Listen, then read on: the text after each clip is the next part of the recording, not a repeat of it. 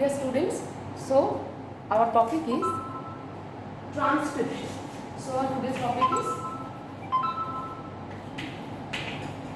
transcription. So what is transcription? It is the synthesis of RNA from DNA. So it is the synthesis of RNA from DNA. You have known about replication. Replication has been taught by you by Dr. Kunti, and the remaining part will also be taught by you by Dr. Kunti. And my topic is transcription. So transcription is the synthesis of RNA from DNA. So before going to the main topic, I would like to talk something about the RNA. You all know what are the types of RNA? So the types of RNA is, first of all, there is mRNA. So what is mRNA? It is messenger RNA. Then there is rRNA, means there is ribosomal RNA. Then tRNA, that is our transfer RNA, and others are small RNAs. So these are the basic 4 types of RNA, like 1, 2, 3, 4. It is mRNA, rRNA, tRNA, and small RNA. mRNA is about 5% of total RNA is mRNA. rRNA, 80% of RNA is rRNA. tRNA, around 15% is our tRNA, and small RNA, these are less than 1%. Okay, these are the percentages of different RNA. So the most abundant RNA is our rRNA, that is our ribosomal RNA, and the least abundant is our small RNAs. What are the small RNAs? These are like miRNA. That is the full form is our micro, that is miRNA, and another is our small nuclear RNA. MicroRNA and small nuclear RNA. These falls under the category of small RNAs. Okay, now what is the function? These are the main 3. That is our mRNA, rRNA, and tRNA. These are mainly involved in the protein synthesis. And this small RNA, that is microRNA, this microRNA is involved mainly in the regulation of gene expression pathway. And the small and the snRNA, that is our small nuclear RNA, this mainly involves in the post-transcriptional modification, that is our splicing. After transcription, the RNA undergoes some modification, and here lies the role of our snRNA, that is our small nuclear RNA. So these are the basic types of RNAs. Now these RNAs are synthesized from DNA, and the process is called transcription. Now, what is the difference between the transcription and replication? So there are some similarities and there are some differences between replication and transcription. What are the similarities between replication and transcription? First of all, in both this process, the main steps are classified in three parts. That is our initiation, elongation, and termination. So in both, in replication, these 3 steps are followed, and also in transcription, these 3 steps are followed. That is our initiation, elongation, and termination. Second, in both these steps, a large pre-initiation complex forms. In replication, this is named as replication bubble or the replication pre-initiation complex, and in transcription also there is a large pre-initiation complex form. And thirdly, in both these procedures, it is our replication and transcription, the Watson-Crick base pairing rule is followed.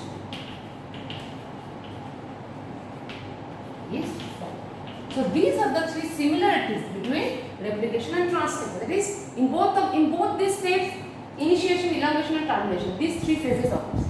Secondly, in both these procedures, the replication as well as transcription, a large pre-initiation complex forms. And thirdly, in both these procedures, the Watson-Crick base pairing rule is followed. So these are the 3 similarities between these procedures. And what are the difference between these procedures? Means what are the difference between this replication and transcription? The difference lies that is In replication, there is deoxyribonucleotides are used, and in transcription, as it is RNA, so here ribonucleotides are used.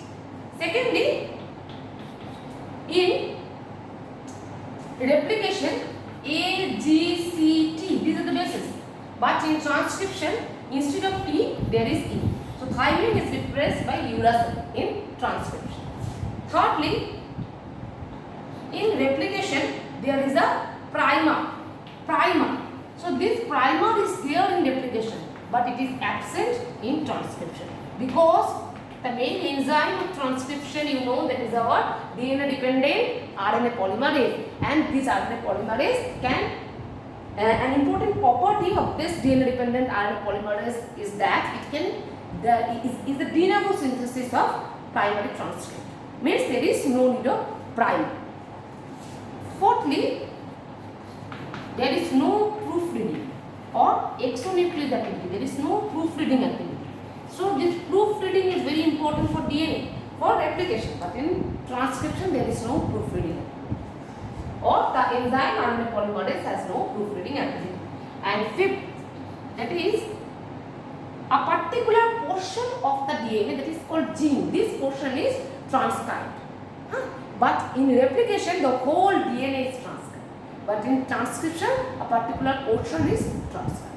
A particular portion of the DNA is transcribed in transcription, but in replication, the whole DNA is transcribed. So these are the similarities and the differences between the two procedures, that is our replication and transcription.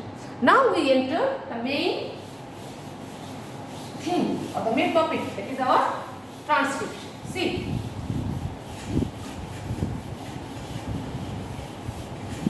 So, if I consider these are the two strands of DNA.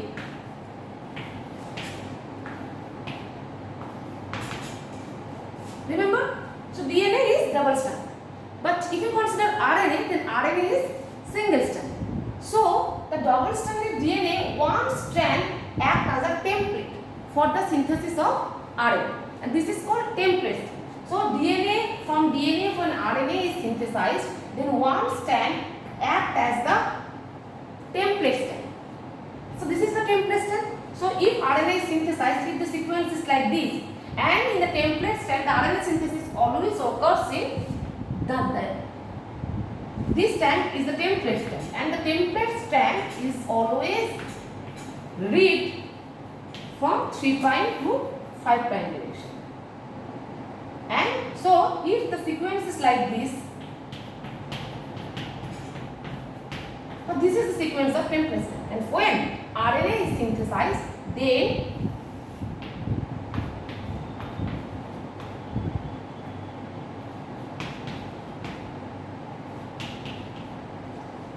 this strand, so when the RNA is synthesized, then the complementary base pair are added according to the template strand. Okay, so this strand is complete, this strand is hollow, and the complementary base pairs are added. See, here G, here the complementary base C, here C, here G, here A, here U, here C, here G, here. So this is hollow in 3' to 5' direction. So the template strand is always read in 3' to 5' direction, and the RNA is synthesized from 5' to 3'. Okay, so if I consider this strand of DNA, then what will be the sequence of this strand of DNA?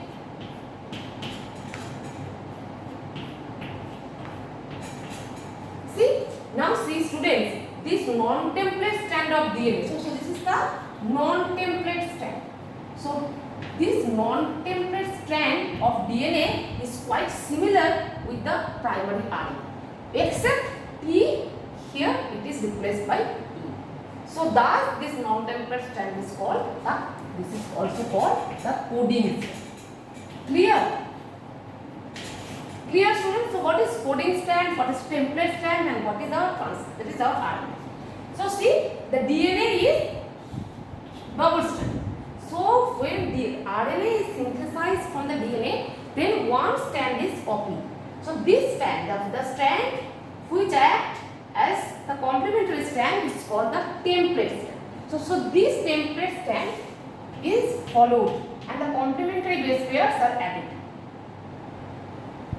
This template stand is always read in 3' to 5' direction and the RNA is synthesized from 5' to 3' direction. And if we see, then we can see that the other strand of DNA, that is the non-template strand, this non-template strand is similar with our RNA, except that here the thymine D is replaced by E.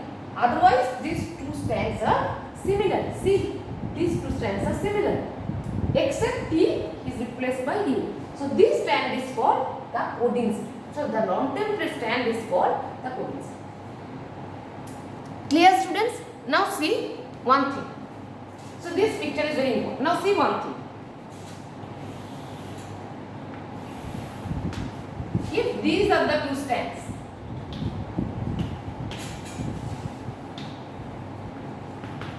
this portion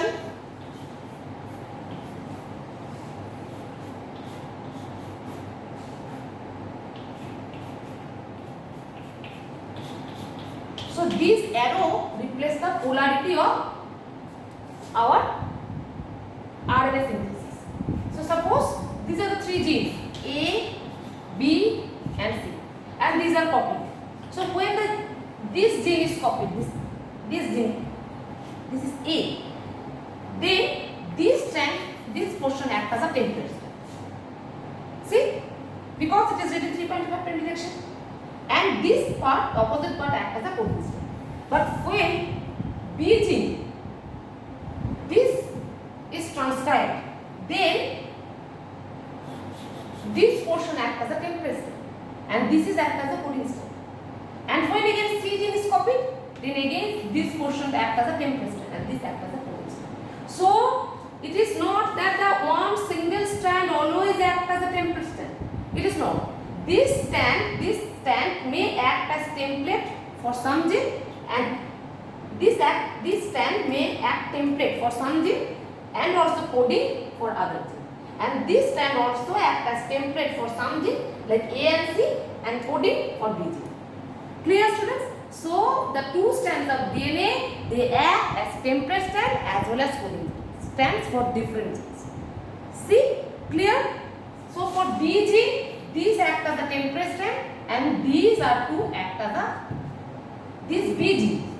For B gene, this strand act as a template, this portion act as a template, and this portion act as a coding. But for C and gene A, this portion act as a template, and this portion act as our coding strand. Okay, so one strand may act as a template for some gene and coding for other genes. Clear?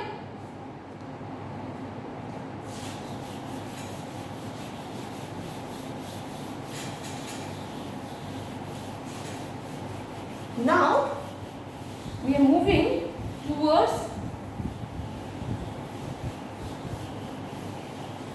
the RNA polymerase. So this is the main enzyme for transcription. That is, the full name is DNA dependent RNA polymerase. This is the enzyme of transcription. Like replication, the enzyme is DNA polymerase. But in transcription, the enzyme is DNA dependent RNA polymerase. Now, in case of prokaryotes, this RNA polymerase has the subunits like alpha to beta, beta dash and omega. And this forms the E, that is our enzyme. It is called code enzyme. Clear? Alpha to beta, beta dash and omega. The proper function of every subunit is not known. But the main thing is that this beta subunit has the catalytic activity, has the enzymatic activity, this beta subunit. Okay, and it contains the magnesium ions and it has the enzymatic activity. So this forms the code enzyme. And when this code enzyme attaches to another fraction, that is our sigma fraction, then it forms the hollow enzyme. Clear, students? So subunits of the prokaryotic RNA polymerase. These are two alpha subunit, one beta beta dash and omega subunit. This beta subunit has the enzymatic activity and it binds with magnesium, and this forms the subunit, and this is called our, this is called CORE, core enzyme. And when this core enzyme bound to another portion, another factor, that is called sigma subunit, and that forms the hollow enzyme. Clear? So this forms a hollow enzyme. This sigma, usually the prokaryotic RNA polymerase is of 400 kilodalton molecular, and the sigma varies. Sigma varies according. There are many sigma subunits like sigma 70, sigma 54, sigma 32, etc. Here in E. coli we are considering about the E. coli RNA polymerase. Then this sigma 70 is very important. So this is the prokaryotic RNA polymerase.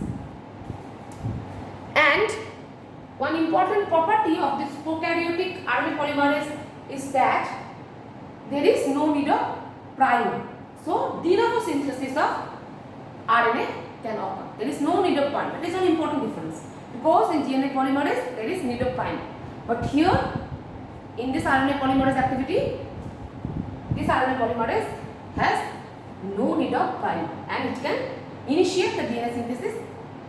Initiate the RNA synthesis de novo, and there is no proofreading of this enzyme. This is also one important criteria. And thirdly, this RNA polymerase also has the unwinding capacity. This also has an unwinding capacity.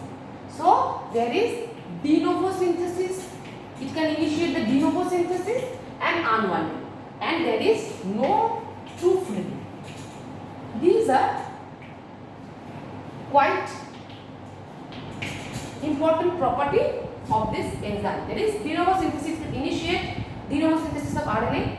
It has unwinding capacity, that is unwinding of the DNA strands, and there is formation of transcription bubble, and there is no proofreading activity.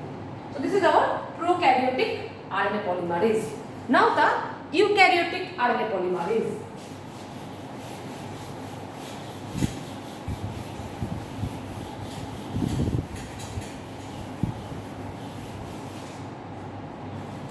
Now the eukaryotic RNA polymerase. In eukaryotes, there are three main types of RNA polymerase: 1, 2, and 3. The eukaryotic RNA polymerase also binds with sigma fraction, and it becomes a hollow enzyme. There are three main types of eukaryotic RNA polymerase: polymerase 1, 2, and 3. The 1, it mainly synthesizes the ribosomal RNA. 2, it mainly synthesizes the mRNA and the small RNA. And 3, it mainly synthesizes the tRNA and 5S subunit of the rRNA. So these are the three main types of eukaryotic polymerases. And there are many subunits. In prokaryote there is only alpha 2 beta beta dash omega, this forms, but in eukaryote there are many subunits. And the proper function of these subunits is not known. But these are the main three types of eukaryotic RNA polymerase. That is our RNA polymerase 1, 2, and 3. The 1 is responsible for ribosomal RNA synthesis, 2 is for mRNA and small RNA synthesis, and 3 is responsible for our transport RNA and the 5S rRNA synthesis. So this is up to the RNA polymerase. Thank you.